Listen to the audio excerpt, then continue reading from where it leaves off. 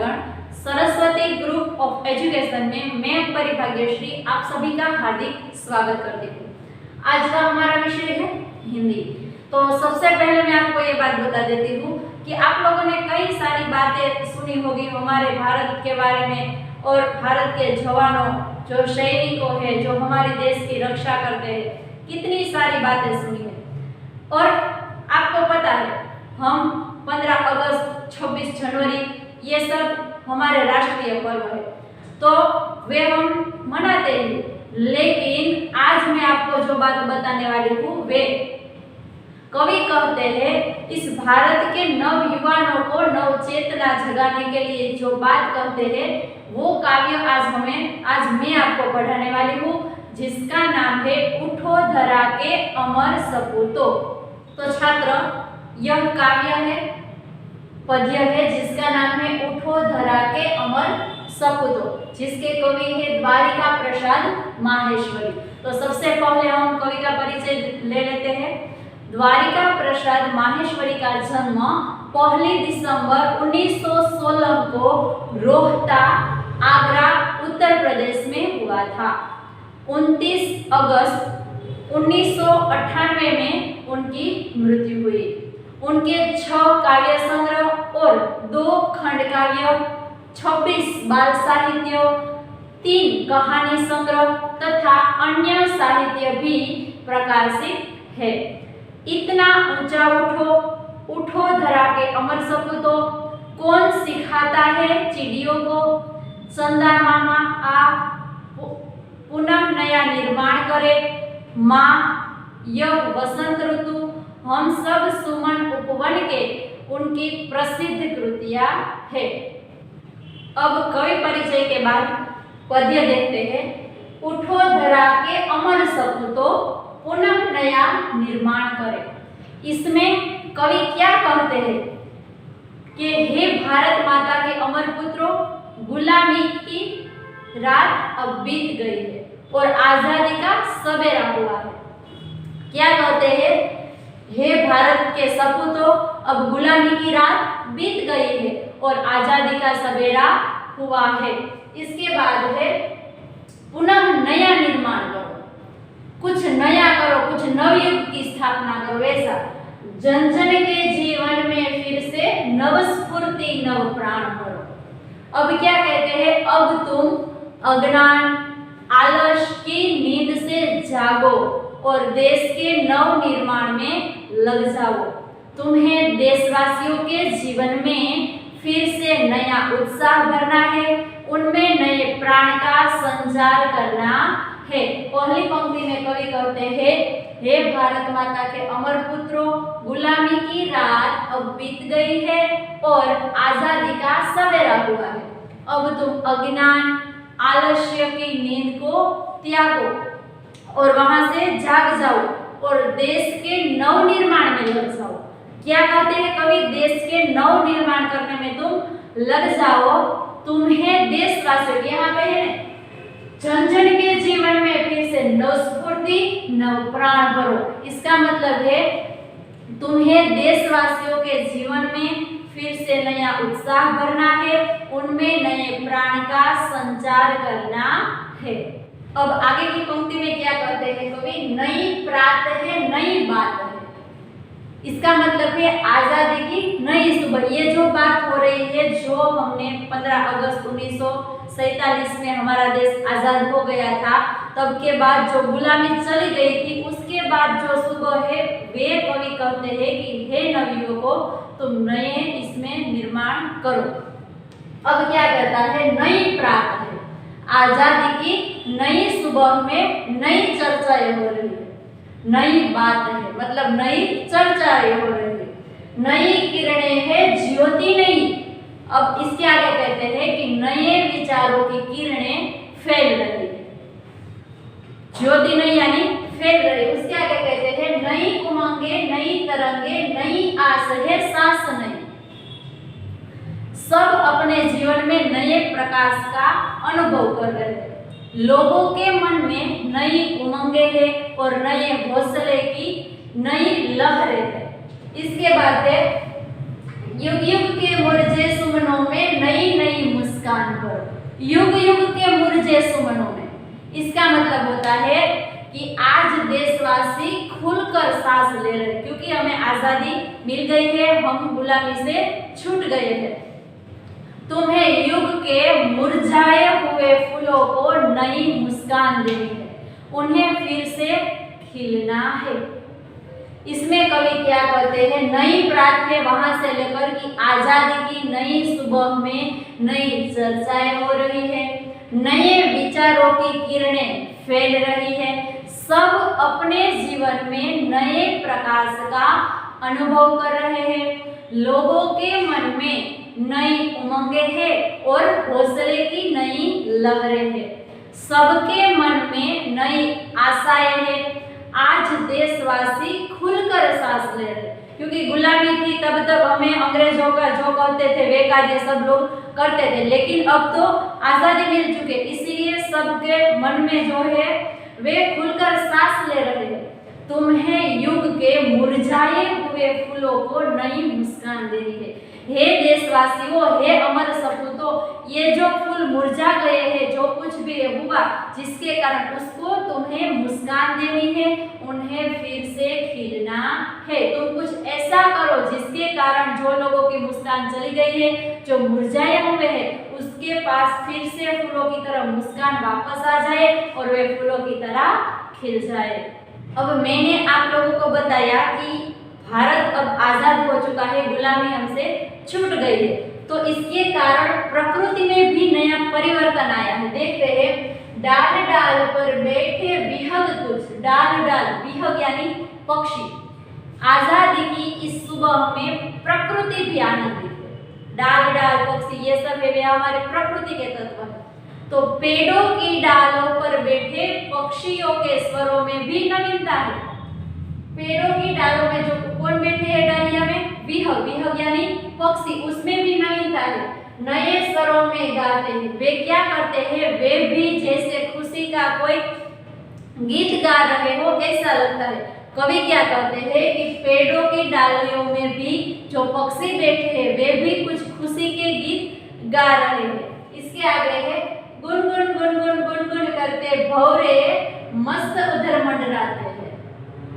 भौरे की जो आवाज होती है वे गुनगुनाता है, इसीलिए कवि क्या कहते हैं कि बागों में भौरे गुंजार करते हुए मस्ती में मंडरा रहे। गुंजार करते यानी कि जो भौरे गाते हैं, गुनगुन करते हैं, उसको गुंजार करना बोलते हैं। इसीलिए कवि कहते हैं बागों में भौरे गुंजार करते हुए मस्ती से मंडरा रहे हैं। अब इसके आगे, नवयुग की नूतन वीणा में नया राग नवगान भरो, उठो धरा के अमर सपूतो पुनः नया निर्माण करो। इसके आगे कवि कहते हैं, हे देश के सपूतों, स्वतंत्रता के बाद देश में नया युग आया है। स्वतंत्रता के बाद क्या आया है, देश में एक नया युग आया है। इस नए युग की वीणा में तुम्हें, नए युग की नूतन यानी नया, नए युग की वीणा में जो गाते हैं, जो इसमें राग उत्पन्न होता है, वीणा में नया राग नवगान भरो। इस नए युग की वीणा में तुम्हें नए राग और नए गान भरने हैं। सब पूरा का पूरा भावार्थ क्या होता है कि आजादी की इस सुबह में प्रकृति भी आनंदित है। पेड़ों की डाली पर बैठे पक्षियों के स्वरों में भी नवीनता है, वे भी जैसे खुशी से गा रहे हैं। बागों में भौरे गुंजार करते हुए मस्ती में मंडरा रहे हैं। हे देश के सपूतों, स्वतंत्रता के बाद देश में नया युग आया है। क्या बात बोली, स्वतंत्रता के बाद देश में नया युग आया है। इस नए युग की वीणा में तुम्हें क्या भरना है, नए राग और नए गान भरने हैं। अब यहाँ पे कवि जैसे प्राकृतिक तत्वों के बारे में ही बोल रहे हैं। कली कली खिल रही इधर, क्या कहते हैं, इधर उद्यान में कलियां खिल रही, कलियां खिले जिसके बाद फूल आएगी और वह फूल फूल मुस्काया है और प्रत्येक फूल मुस्कुरा रहा है। कवि क्या कहते हैं, कली कली खिल रही इधर, इस उद्यान में कलियां खिल रही है और प्रत्येक फूल मुस्कुरा रहा है। इसके बाद धरती माँ की आज हो रही नई सुनहरी काया है। सारे देश में स्वतंत्रता के सूर्य का प्रकाश फैला हुआ है।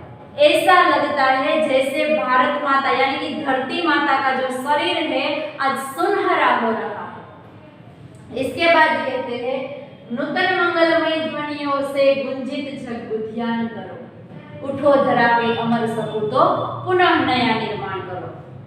अब ये कहते हैं हे देश के सपूतो, तुम्हें अपनी मंगलमय वाणी से इस संसार रूपी उद्यान को गुंजित करना है। संसार रूपी उद्यान यानी कि जो सारा संसार है हमारा, उसको एक उद्यान, उद्यान का मतलब होता है बगीचा, उसको क्या करना है? गुंजित करना है।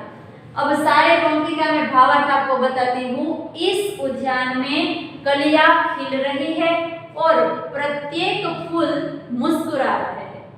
इसके बाद कहते हैं सारे देश में स्वतंत्रता के सूर्य का प्रकाश फैला हुआ है। ऐसा लगता है जैसे कि धरती माता या भारत माता का शरीर आज सुनहरा हो रहा है। धरती माता का शरीर कैसा हो रहा है? सुनहरा हो रहा है। हे देश के सपूतो, तुम्हें अपनी मंगलमय वाणी से इस संसार रूपी उद्यान को क्या करना है? गुंजित करना है। अब लास्ट वाली पंक्ति में कवि कहते हैं सरस्वती का पावन मंदिर, सरस्वती जो विद्या की देवी, सरस्वती का पावन मंदिर। कवि देश के बालकों से कहते हैं, क्या कहते हैं कि हमारा देश है वे सरस्वती का पवित्र मंदिर है।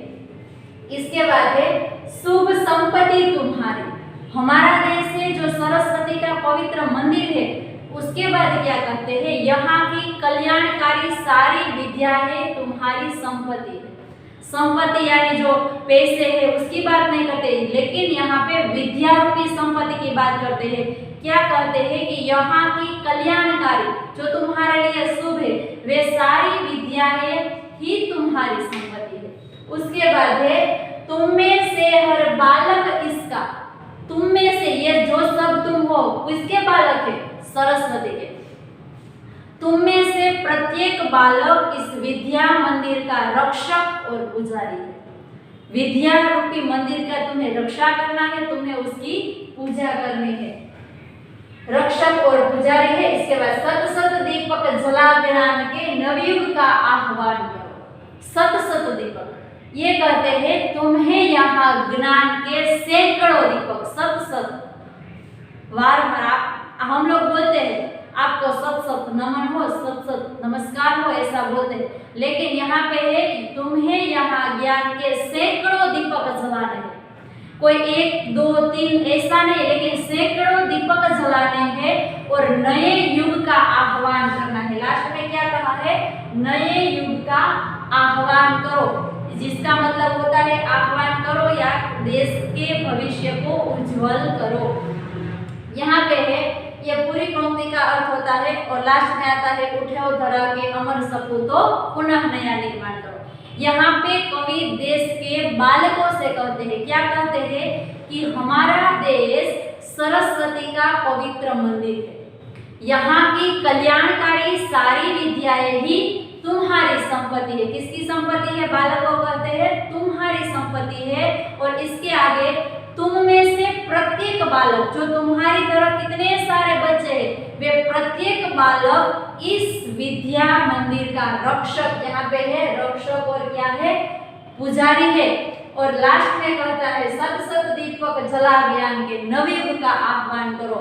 इसका अर्थ होता है तुम्हें यहाँ ज्ञान के सैकड़ों दीपक जलाने हैं। कितने सारे? सैकड़ों दीपक जलाने हैं और नए युग का आह्वान करना है, जिसका अर्थ होता है नए देश का भविष्य उज्जवल करना है। यहाँ पे हमारा काव्य है और पद्य है वे खत्म होता है। और यहाँ पे कवि ने, हम लोगों ने देखा कवि किसको कहते हैं? उठो धरा के अमर सपूतो, उसको कहते हैं तुम कुछ नया निर्माण करो। हे भारत माता के अमर सपूतो, गुलामी की रात अब बीत चुकी है, तुम कुछ नया निर्माण करो। नींद आलस को तुम त्याग दो, उसको तुम छोड़ दो। और इसके बाद कहते हैं कि हमारे देश के नव निर्माण में लग जाओ। पूरे के पूरा भावार्थ यही है। हमारे जो काव्य है, जो पद्य है, इसमें कवि है नवयुग को यानी कि हमारे देश के सपूतों को नव निर्माण करने के लिए कहते हैं। और आज का जो हमने कहा ये पद्य पढ़ा है, तो इसके जो होमवर्क है इसका, तो आप लोगों को क्या करना है, इस जिस तरह मैंने यहाँ पे पंक्ति लिखी है उसके बाद मैंने आप लोगों को जो भावार्थ समझाया है वे आपको एक बार लिखना है। पहले पंक्ति लिखनी है, बाद में भावार्थ लिखना है। समझ गए ना? पहले पंक्ति लिखनी है, बाद में भावार्थ लिखना है। ये आपको एक बार होमवर्क में करना होगा।